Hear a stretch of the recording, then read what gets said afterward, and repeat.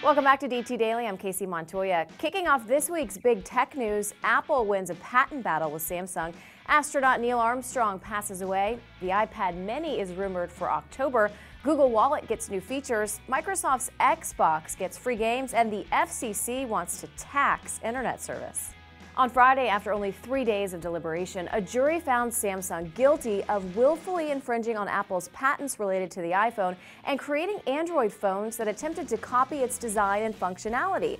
For this infringement, Samsung has been ordered to pay Apple more than $1 billion in damages, but the fight isn't over.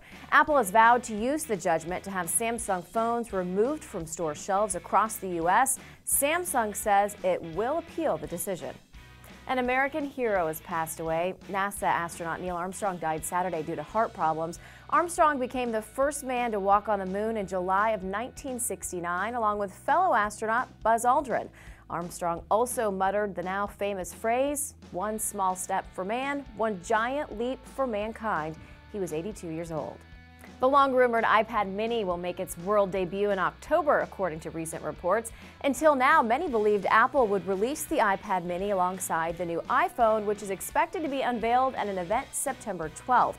The iPad mini is expected to have a 7.85-inch touchscreen and cost around $250. Google's Wallet app stores your credit cards, but soon Google will attempt to put your entire wallet inside your phone.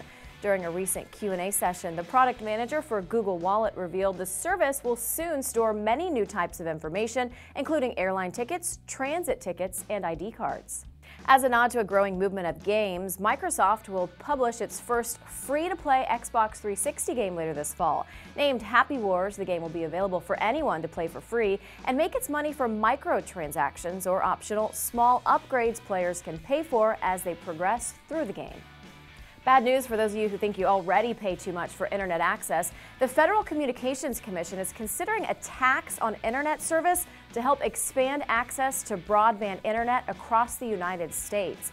Money from the proposed tax will be funneled into the FCC's Connect America Fund that aims to provide access to high-speed internet networks to the 19 million Americans who are currently without broadband. The FCC is not expected to make a push for this new tax until after the election season. That's it for this edition of DT Daily. If you're in the market for a notebook and thinking about trying to save some money with a cheap model, check back later today. We'll go over 5 reasons you're better off spending more on your next laptop.